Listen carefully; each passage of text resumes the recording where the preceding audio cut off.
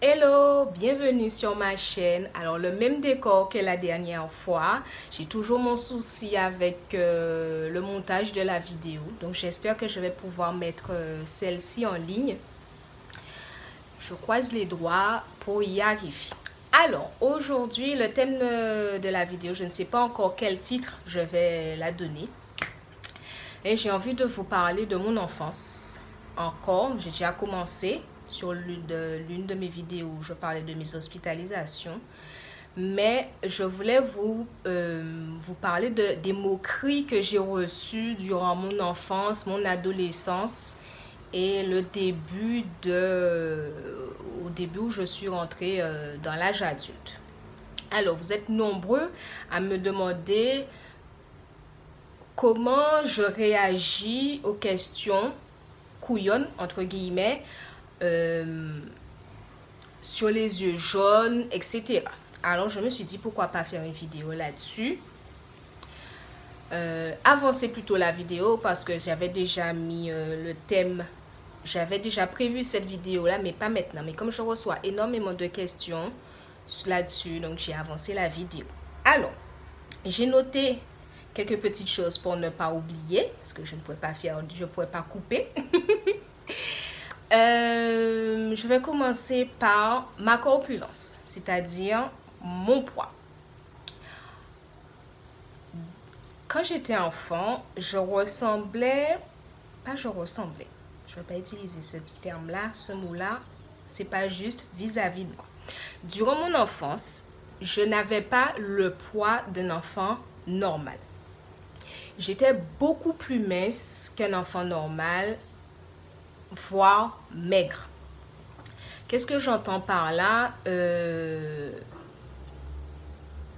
À l'âge de 10 ans, je faisais à peine 15 kilos, je crois. J'avais pas le poids d'un enfant normal en fait. Et je recevais plein de moqueries vis-à-vis des élèves de ma classe, vis-à-vis des autres élèves de l'établissement, de tous les établissements que j'ai fréquentés, vis-à-vis des personnes de l'extérieur, c'est-à-dire les passants, qu'ils soient adultes ou enfants. J'ai reçu énormément de moqueries sur mon poids. Donc, j'ai eu droit à plein de petits noms d'oiseaux, pour rester poli, du genre, faut manger, tu as la peau sur les os, ou bien, kakawa ou comme ça, ou pas à manger. Ou, fais attention, il y a du vent, tu risques de t'envoler avec le vent. Ou, ça sortait toujours de la bouche d'un jeune homme. Pour femme la mègue, vigne ke ba des petits coups pour grossi. En français, pour la fille, elle est super maigre, viens, je vais te donner 2 petits coups pour que tu puisses grossir. Ou bien, il m'appelait, ça c'était les élèves de ma classe ou de l'établissement qui me traitaient de bâton d'allumette en français, en créole bois allumette, ou bien il me traitait de fil d'ifet en français qui veut dire fil de fer, ou enfin il me traitait de toutes sortes de noms. Étant enfant, quand tu entends ce genre de choses, tu n'as qu'une envie, c'est d'aller te cacher et de plus sortir du petit trou où tu as pu te mettre. Donc à chaque fois que je sortais de l'école, je revenais, je disais à ma mère ou à ma grand-mère qu'on m'a traité de ceci ou qu'on m'a traité de cela, que j'en ai marre, que je veux grossir, que je n'arrive pas à grossir et je veux ressembler aux autres enfants. Ça, c'était sur mon corps. Mais c'est pas seulement les enfants, comme je l'ai dit, ça venait aussi des adultes. Même les adultes se permettaient de me donner toutes sortes de noms. Les adultes, ils se rendent pas compte. C'est vrai que quand tu as un enfant qui qui est mince, limite tu te demandes s'il n'est pas anorexique, tu vas pas face à l'enfant et lui dire il faut que tu manges mon enfant ou pas qu'à manger assez. Les gens, ils cherchent pas à savoir. Comme on dit, c'est la peur de l'inconnu. Mais là, la peur de l'inconnu, hein? La peur de l'inconnu, mais comment dirais-je ça? Comment je peux dire ça? La méconnaissance aussi. Demain, je vais voir un enfant quelconque qui est mince comme je sais pas quoi, je n'irai pas lui dire mon enfant il faut que tu manges ou que tes parents te donnent pas assez de à manger ou faut manger soupe pour aussi. Non, au contraire, je vais me dire qu'il a peut-être un souci de santé qui fait que il ne grossit pas ou qu'il n'a pas le corps ou la corpulence d'un enfant normal. Ça, c'était il y a longtemps. Je ne sais pas si ça se fait toujours et j'espère que ça ne se fait plus. J'espère que les gens ne se permettent plus de traiter des enfants, même des ados, voire des adultes de toutes sortes de noms d'oiseaux. J'espère que ça ne se fait plus. Enfin, maintenant, personne ne me le dit. Je ne sais pas si c'est parce que je suis adulte et qu'ils ont peur que je le prenne mal et qu'ils en répondent yo. Mais maintenant, personne ne me le dit. J'ai aussi énormément... Là, ce ne sont pas des moqueries, mais c'est plus l'ignorance. Par rapport à mon âge, je ne faisais pas du tout mon âge. Bon, jusqu'à présent, je ne fais pas mon âge. Quelqu'un me verrait, on pensera que personne ne saura que j'ai 34 ans. Alors que j'ai 34 ans. Maintenant, je le prends bien. Au contraire, je le prends bien. Mais avant, je l'ai plus mal vécu quand j'ai eu mon fils. Donc, mon premier, je l'ai eu à l'âge de 22 ans. Et à 22 ans, je ne ressemblais pas à quelqu'un de 22 ans. Je ressemblais à quelqu'un de 15 qui avait 15 ans, 16 ans. Peut-être moins parce que je vais t'expliquer pourquoi. Après la naissance de mon fils, j'ai été à la banque. Mon fils n'avait même pas encore 6 mois, je crois. J'ai été à la banque retirer des sous au guichet. Et donc, j'ai rempli mon petit papier et tout. Je me présente devant la dame. Je lui remets le papier, le document. Je lui remets ma pièce d'identité. Et la dame me regarde.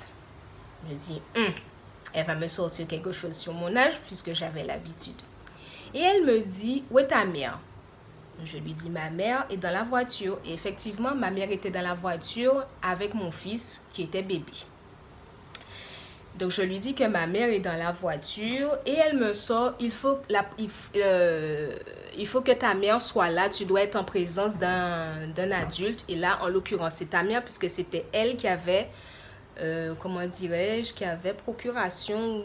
Enfin bref, c'est elle qui avait ouvert le compte quand j'étais enfant et c'est son nom qui apparaissait sur le compte. Donc, elle me dit, il faut qu'elle soit là pour que je retire de l'argent parce qu'ils n'ont pas le droit de donner de l'argent à des mineurs. Je dis à la dame que j'ai 22 ans. La dame me dit, ah bon?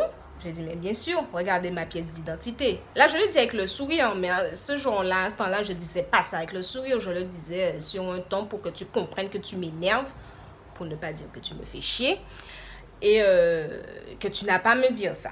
Donc, elle regarde ma pièce d'identité et elle me sort. Ah oui, c'est vrai.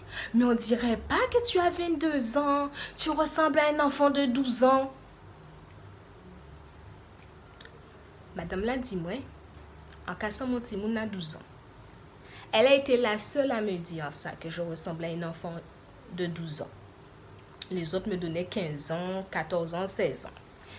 Donc, elle m'a remis mes sous. Elle a dit à sa collègue qui était à côté, hey, regarde comment elle est toute jeune, elle a 22 ans, mais on dirait qu'elle a 12 ans. Hey, regarde comment elle est toute jeune et tout. Ah, si j'avais ton âge, je serais contente. Moi, pas j'en répondre, madame là, j'avais pas envie de lui répondre. Elle m'a donné mes sous, je vais à la voiture, je raconte ça à ma mère. Et ma mère qui me dit, mais Evelyne, pourquoi tu m'as pas appelé?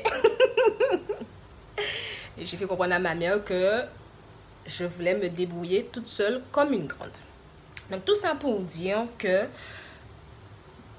je ne faisais pas mon âge non plus et je le prenais mal en ce temps-là. Qu'on me dise que je fais trop jeune pour mon âge. On m'a même refusé une fois l'accès au au casino. Donc c'était sorti entre amis. Donc en ce temps-là, c'était le père de mon fils avec deux autres amis qu'on avait en commun. Et on a décidé d'aller au ciné et puis de se faire deux parties de jeu au casino. Donc les deux amis sont rentrés. Le père de mon fils est rentré. Et moi, j'avance pour rentrer. L'agent de sécurité à l'entrée qui me dit « Non, non, mademoiselle, c'est interdit aux mineurs. » Donc, j'explique au monsieur que j'avais 23 ans en ce temps-là. Je lui explique que j'ai 23 ans et que je suis majeure. Il me demande ma pièce d'identité. Sauf que j'étais partie sans ma pièce d'identité. J'avais comme par hasard oublié ma pièce d'identité. Comme par hasard. J'avais tout sauf la pièce d'identité. Donc, je lui montre ma carte bleue. Il me dit, oui, mais tout le monde peut avoir une carte bleue. Et rien ne lui prouve, même si je lui dis que j'ai 23 ans, rien ne lui prouve que j'ai 23 ans. Donc, du coup, nous sommes tous repartis, les deux amis, le père de mon fils et moi, parce que le monsieur ne voulait pas qu'on rentre dans le casino. Dans un sens, il a raison. Rien ne lui prouvait que j'avais 23 ans en ce temps-là et que l'accès au casino est interdit aux mineurs. Donc là, ça va. Ensuite, l'un des pires, par ma corpulence, c'est les yeux jaunes. Alors, je pense que nous sommes tous passés par là, des moqueries sur nos yeux. Alors, nos yeux, pareil, en ce temps-là, les enfants ainsi que les adultes, ils ne cherchaient pas à savoir. Et puis, la drépanocytose, en ce temps-là, était très peu connue, voire pas du tout. Donc, quand tu avais les yeux jaunes, quand un enfant avait les yeux jaunes, ça signifiait qu'il avait, je ne sais pas comment on dit ça en français, qu'il avait la bile. Donc, les adultes se permettaient de me dire, de doigt maman, fais attention ou qu'à manger trop sucrerie. Ou de doigt maman, dis maman, baoté à chien dent. Ou de doigt maman, fais attention, arrête de manger des cochonneries. Ou qu'est-ce qu'il me disait encore? Ça venait des enfants, que je ressemblais à une extraterrestre avec mes yeux jaunes. Tout ça aussi, je l'ai mal vécu. J'ai mal vécu tout ça jusqu'à la naissance de mon fils également. J'ai reçu ce genre de moqueries, ce genre de commentaires. Quand tu es enfant, quand tu es ado et que tu renies ta maladie, que tu te dis pourquoi toi, pourquoi toi et pourquoi pas les autres, tout ce genre de commentaires, tout ce genre de conneries, ben à un moment, ça te gonfle et tu n'en peux plus. Donc, les seules personnes qui m'aidaient à relever la tête, à accepter tout ça, c'était ma mère et ma grand-mère. Donc, à tous ceux qui m'ont posé la question et également aux parents d'enfants drépano. D'abord, je vais commencer par les parents d'enfants drépano. Les parents d'enfants drépano, aidez vos enfants à comment dirais-je, à accepter ce genre de moquerie. C'est vrai que ça fait mal intérieurement, je parle pour le drépano, ça fait mal d'entendre ce genre de truc. Mais quand les parents sont là pour soutenir leurs enfants, la chose passe beaucoup mieux. Les moqueries passent beaucoup mieux et on accepte mieux la maladie et ce que reflète sur nous la maladie. Les parents d'enfants, soutenez vos enfants, dites-leur qu'ils sont beaux, dites-leur qu'elles sont belles, que ne pas écouter les conneries des gens, qu'ils ne savent pas, ce qu'ils disent, à la limite, si je peux dire ça comme ça, ils ne savent pas. Parce que s'ils savaient vraiment ce qu'était la maladie et qu'on nous reconnaît presque tous grâce à nos yeux jaunes, jamais ils nous diront d'arrêter de manger des cochonneries ou que nous sommes maigres ou que nous sommes anorexiques. Donc, les adultes qui me posent la question, mais plus les adolescents qui me posent la question, d'ailleurs je vous fais d'énormes bisous, dites-vous que pareil, ces gens-là, ils savent pas ce qu'ils disent, c'est l'inconnu pour eux. Donc, soit tu expliques que c'est dû à ta maladie, que tu es comme ça, et que tu ne vas pas rester vitamité en âme, tu ne vas pas rester des années comme ça, mais que au fil des ans, au fil des années, tu vas prendre du poids. Mais malheureusement pour tes yeux, tu n'y peux rien parce que la maladie agit également sur les yeux. Mais, comme je l'ai dit dans la première vidéo, tu es quelqu'un de bien. Au diable les moqueries des gens. Au diable comment dire ça? J'avais le mot en tête tout à l'heure. Oubliez ce que disent les gens. Même si ça fait mal intérieurement, même si ça fait mal intérieurement et que tu as envie de pleurer, si tu as envie de pleurer à cause de ça, vas-y, pleure. Bien au contraire, ça va te permettre de te soulager et d'évacuer tout ça. Mais tu es quelqu'un de bien. Tous les drépanos sont des gens merveilleux. Tous les drépanos sont des gens de bien. Donc, acceptez votre maladie telle qu'elle est. On nous reconnaît aux yeux jaunes. Tu as les yeux jaunes. C'est ta petite particularité. Tu es mince. On te traite d'anorexique. On te traite de bâton d'allumette. C'est pas grave, on s'en fout. L'essentiel, c'est toi. L'essentiel, c'est ton bien-être mentalement. Si ça va bien mentalement, le reste ira, le corps, il va suivre. Donc, les enfants, vous êtes pour moi mes enfants. J'ai que 34 ans, je sais, mais c'est pas grave. Vous êtes mes enfants. Les enfants, on s'en fout. Excusez-moi du terme. On s'en fout de ce que pensent les gens. Vous êtes les seuls à subir les douleurs quand vous êtes malade. Vous êtes les seuls à être malade quand la maladie décide, quand les CVO, les crises vaso-occlusives décident de tomber sur vous. Vous êtes les seuls. C'est pas l'autre personne. Ils vous connaissent même pas.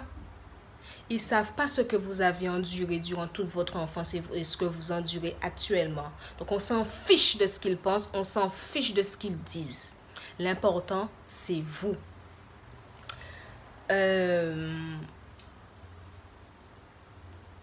Aujourd'hui, j'ai un petit peu pris du poids. Tout ça parce que j'ai eu 2 enfants. J'ai pas pris beaucoup, hein. J'ai eu 2 enfants. Et je ne fais plus de grosses crises comme avant. C'est quand je fais de grosses crises, je ne mange pas. Ça, c'est clair et net. Il n'y a rien qui entre là. Je n'ai pas d'appétit. Il n'y a rien qui entre. Et qui dit pas d'appétit, dit perte de poids. Et comme je faisais avant les 5 ans, ces 5 ans-là, je faisais tout le temps des crises, j'étais tout le temps hospitalisée. Si par exemple ce mois-ci, je faisais une grosse crise, j'étais partie pour 2 mois, 3 mois d'hospitalisation. Ben, pendant ces 2 mois, 3 mois d'hospitalisation-là, je ne mangeais pas. Donc c'est clair et net, je vais perdre du poids. C'est clair et net, je vais perdre 1 kilo, voire 2, 3 kilos. Je perds vite les kilos. Mais pour les prendre, c'est toute une histoire. Même si je mange bien, même si j'ai une alimentation digne de ce nom. Donc, aujourd'hui, ce que pensent les gens de moi, je m'en fous royalement. Désolée du terme. Je m'en moque de ce que pensent les gens. De nombreuses personnes pensent que je suis une ado. Je le prends avec le sourire. Je lui réponds tout naturellement. Malheureusement, non. J'ai 34 ans, mais merci de me donner beaucoup moins que mon âge. Je dis ça avec le sourire. Si tu le dis avec le sourire, la personne directe essaye. Je fais ça tout le temps. La personne directe ne va pas embrayer en disant d'autres conneries. Et pour toi, moralement, ça va te faire que du bien. La personne te dit, ah mais tu as les yeux jaunes, hein? Tu dois traîner quelque chose. Tu lui dis avec le sourire, je sais que j'ai les yeux jaunes, mais c'est ma petite particularité à moi. Chaque personne a une particularité, la mienne c'est mes yeux jaunes. Et tu donnes ça avec le sourire. Ou tu dis, oui je sais, c'est à cause de ma maladie, mais malheureusement je n'ai plus rien, mais j'aime mes yeux jaunes tels qu'ils sont. Tu comprends ce que je veux te dire? Essaie de toujours tourner le truc avec le sourire. Ne prends pas la chose mal face à la personne parce qu'il va toujours essayer de te descendre, de te descendre face à toi. Tu le prends avec le sourire, tu lui dis, tu lui réponds pas de façon négative. C'est clair et net, il va arrêter la conversation. Il te dit le truc.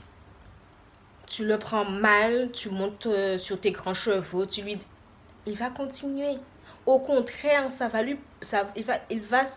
inconsciemment, il va le faire. Il va continuer à te descendre, Donc, stop. Arrêtons de